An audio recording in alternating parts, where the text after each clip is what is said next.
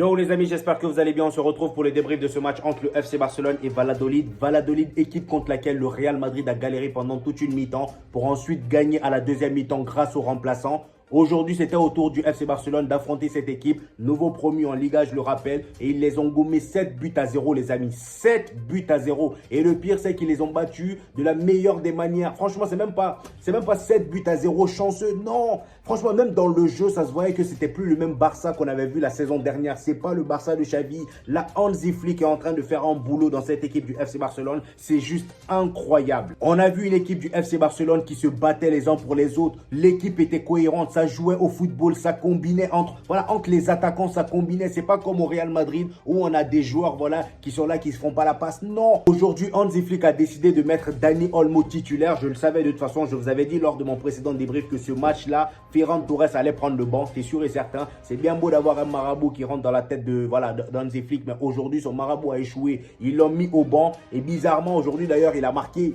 Il est rentré, il a marqué. Il y a des joueurs comme ça, je vous ai dit. Voilà, même au Real Madrid, il y a des joueurs qui aiment être remplaçants. Tu ne peux pas les mettre titulaires. Dès que tu les mets titulaires, ça ne colle pas. Voilà, ils ne voient pas le jour. Aujourd'hui, les gars, 7 buts à 0, triplé pour M. Rafinha. On va parler de lui, les gars.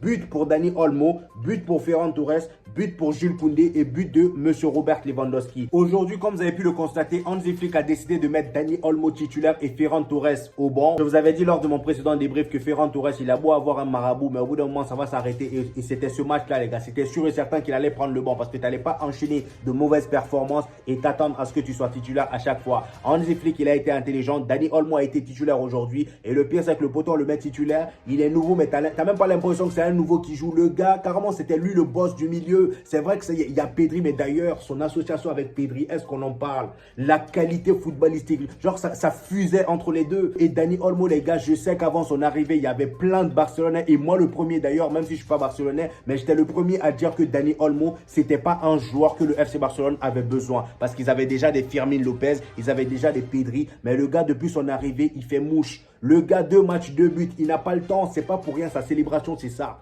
Le gars n'a pas le temps.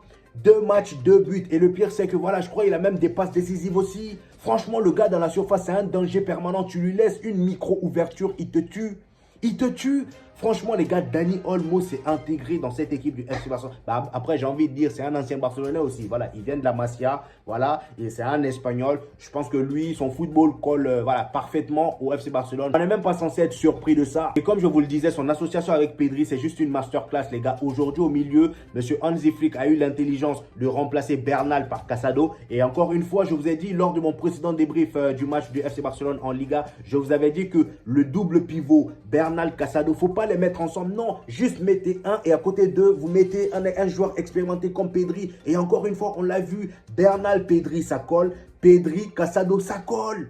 Aujourd'hui, franchement, au milieu, c'était parfait. Car moi, j'ai même envie de dire, il n'y a aucun joueur qui a flop dans cette équipe du FC Barcelone aujourd'hui. Ter Stegen, on ne l'a pas trop vu. En même temps, j'ai envie de dire qu'il n'a pas été beaucoup sollicité. Mais les gars, le FC Barcelone que j'ai vu là, c'est terrifiant. C'est terrifiant, il faut faire très très attention parce que le Real Madrid, nous on est là, on patiente encore. Voilà, parce que déjà demain, si on fait match nul ou on perd face au Real Betis, voilà, on aura déjà 7 points dans la gueule par le FC Barcelone. Ils sont déjà devant nous de 7 points, provisoirement, jusqu'à ce qu'on fasse match nul ou on perd demain.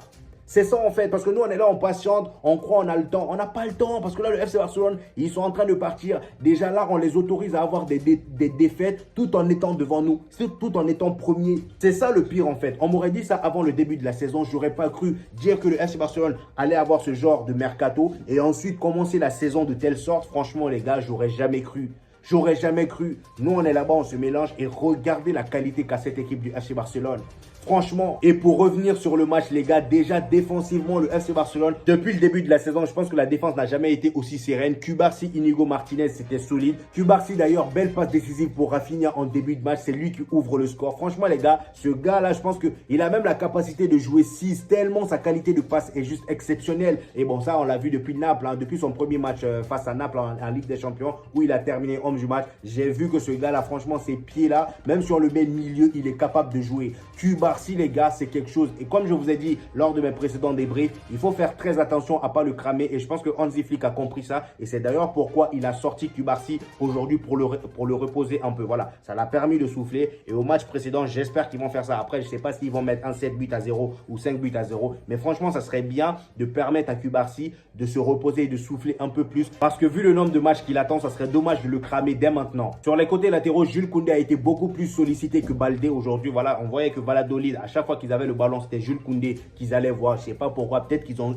dans leur tête, c'est beaucoup plus facile là-bas. Mais à chaque fois, on voyait un Jules Koundé solide sur ses appuis. Franchement, Jules Koundé, j'ai rien à dire sur son match aujourd'hui. Franchement, il a été impeccable. Et d'ailleurs, il a marqué un superbe but. Baldé, quant à lui, de son côté, franchement, Baldé sans Ferran Torres, c'est meilleur. Voilà, parce que quand vous mettez Ferran Torres, vous voyez bien la différence. Hein. Baldé, aujourd'hui, était à son poste. Il partait pas en attaque. Voilà, ça l'a permis de ne pas se découvrir. Et ça a permis à la défense de rester bien alignée. Et ça, c'est l'un des avantages de ne pas faire jouer Ferran Torres sur ce côté gauche. Parce que Ferran Torres, il rend nul tout le monde. Je vous ai dit, regardez le pauvre Martin, son premier match avec le FC Barcelone. Le gars, il vient de la Masia. Premier match, on te met avec Ferran Torres sur ton côté. C'est normal que tu deviennes nul. Voilà, le poteau, on ne l'a pas revu aujourd'hui. Vous voyez ce que je veux dire? Aujourd'hui, Baldé, les gars, il a été impeccable. Voilà, sur son côté, il n'a pas pris de risque. En même temps, j'ai envie de dire, quand tu as M. Rafinha sur ton côté, tu peux que bien jouer. Et le milieu du FC Barcelone, je pense que là, c'était l'un des points forts de l'équipe aujourd'hui. Franchement, c'était fluide. Ils bougeaient tous ensemble. En termes de mouvement, c'était impeccable. Tout le monde faisait les efforts qu'il fallait. Il n'y avait personne qui faisait la star. Comme de l'autre côté, là-bas, au Real Madrid. Il distribuait les balles parfaitement. En même temps, j'ai envie de dire, quand tu as Pedri et Dani Olmo au milieu, qu'est-ce que tu veux faire d'autre?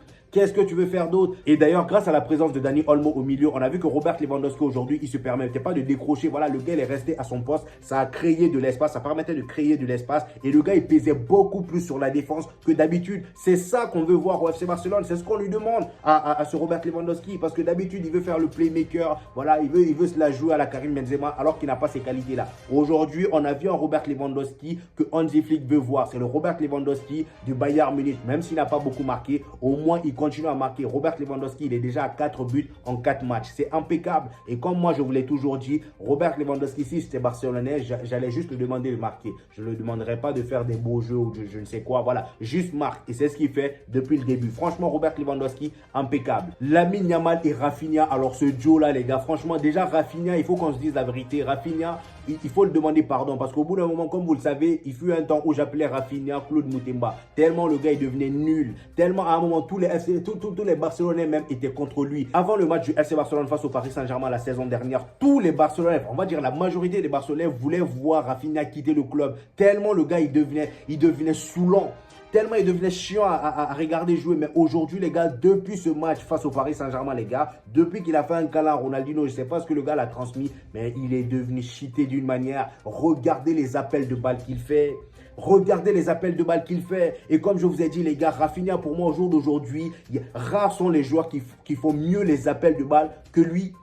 Rares sont les joueurs qui font mieux les appels de balles que lui. Il est trop intelligent dans ses déplacements. Et quand tu as ce genre de joueur qui te fait ce genre d'appel et un Lamine Yamal qui te fait des centres à tout va, des centres magnifiques, des passes. D'ailleurs, regardez la passe qu'il a fait. Je ne sais pas si c'est sur l'avant-dernier but. Voilà, regardez la passe qu'il a fait à Rafinha. Je vous montre une photo si je l'ai. Voilà, si je réussis à avoir une capture. Franchement, les gars, Rafinha, Lamine Yamal sur le côté, c'est juste terrible. Je sais qu'il y a eu plein de Barcelonais qui ont été déçus que voilà, Nico Williams ne vienne pas au FC Barcelone. Mais j'ai envie de vous dire, franchement, vous ratez pas grand chose, hein, parce que là, ce que Rafinha est en train de faire, carrément, il est en train de faire oublier Nico Williams. Parce que là, au jour d'aujourd'hui, après le match de Rafinha que j'ai regardé, si Nico Williams venait au FC Barcelone, je ne vois pas comment il aurait mis Rafinha au banc tout de suite. Parce que là, le gars, il est cheaté. Hein.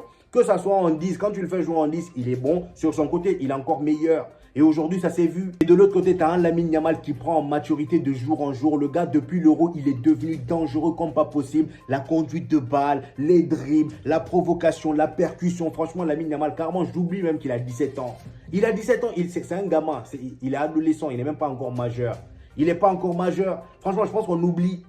Tellement le gars, il fait du sale sur le terrain, on oublie carrément que c'est un bébé, c'est un enfant. Et aujourd'hui, encore une fois, il l'a prouvé face à une équipe de Valladolid complètement désarmée. À la mi-temps, on a eu notre cher Ferran Torres qui rentre sur le terrain. Voilà, encore une fois, il rentre, il fait une bonne entrée. C'est le même Ferran Torres qu'on a vu la saison dernière. C'est le même Ferran Torres qui trompait le FC Barcelone, qui faisait croire qu'il serait fort s'il était titulaire. Mais on a vu le Ferran Torres titulaire. C'est pas pareil que quand il est remplaçant. Le gars, en fait, c'est le genre de joueur qu'il faut juste faire rentrer en jeu. À chaque fois, il ne faut jamais penser à le mettre titulaire parce qu'à chaque fois, tu le mets titulaire et il va foutre la la merde. Eux, ils savent juste rentrer en jeu et faire mouche. Aujourd'hui, il est rentré et il a marqué. Félicitations, Ferran Torres. C'est pas parce que tu as fait ça que le prochain match, tu vas être titulaire. Maintenant que tu as pris le banc, là, tu vas rester là-bas, mais bien longtemps. Parce que là, Dani Olmo, il a prouvé, il embellit le jeu du FC Barcelone. Et aussi, félicitations à Hansi Flick. Franchement, le travail d'Hansi Flick, faut le féliciter. Parce que là, venir dans ce genre de contexte où le FC Barcelone était financièrement, c'est compliqué. Budget limité. Le nombre de joueurs aussi est limité. Parce que là, les gars, le FC Barcelone n'est pas au complet. Ils font tout ça, mais ils ne sont pas au complet. Il y a plein de blessés. De Jong, Aroro, même Firmin Lopez ne joue pas tant que ça pour l'instant alors qu'il est disponible. Hein. Imaginez tous ces joueurs-là reviennent. Imaginez un peu, tous ces joueurs-là reviennent. Le Barça sera cheaté, ils seront compliqués à battre. C'est pour ça, en fait, je dis, pendant que nous, de notre côté, on est là à patienter, le FC Barcelone, eux, avec le peu qu'ils ont, ils essayent de faire quelque chose d'intelligent. Ils essayent de ne pas perdre des points bêtement. Et si nous, le Real Madrid, de notre côté, on continue à perdre des points face aux petites équipes, c'est pas au Classico qu'on va prendre des points. Parce que ce Barça-là, je ne vois pas comment on va s'en sortir face à eux. C'est pas parce qu'on a Kylian Mbappé, nos Galactiques 2.4 là, qui ne marchent pas là. Voilà, croyez-moi, ça ne va pas passer face au Barça. Ça ne va pas passer parce que là, le Barça, ils ont une équipe très équilibrée. Ils ont une équipe qui fonctionne bien ensemble. Voilà, qui se bat les uns pour les autres. Une équipe assez cohérente. Alors que nous, là-bas, franchement, on essaye de regrouper. On est sur FIFA. Hein? On essaie d'acheter des joueurs par-ci, par-là, juste parce qu'ils ont 99 de général de potentiel. On les fout dans la même équipe et ça commence à s'embrouiller, des guerres d'ego. Franchement, j'espère qu'on va vite se ressaisir parce que là, le Barça, ils sont en train de s'envoler et ça va être très, très compliqué de les rattraper s'il y a 7 points d'écart entre eux et nous. Bref, c'était mon avis sur ce match, les gars. J'espère que vous avez kiffé la vidéo. Lâchez le petit pouce bleu qui fait toujours plaisir et donnez-moi vos avis en commentaire, les gars. J'hésiterai pas à vous répondre comme d'habitude. Pour ceux qui ne sont pas encore abonnés, ici, on fait des débriefs du Real Madrid et du FC Barcelone et aussi, il y a tout le temps des vidéos actualités chaque 2 jours. Donc voilà, les jours où il n'y a pas de match, il y a des vidéos actualités. Donc abonnez-vous pour ne rien rater. On se retrouve demain pour le débrief du match du Real Madrid face à Betis, les gars. Peace!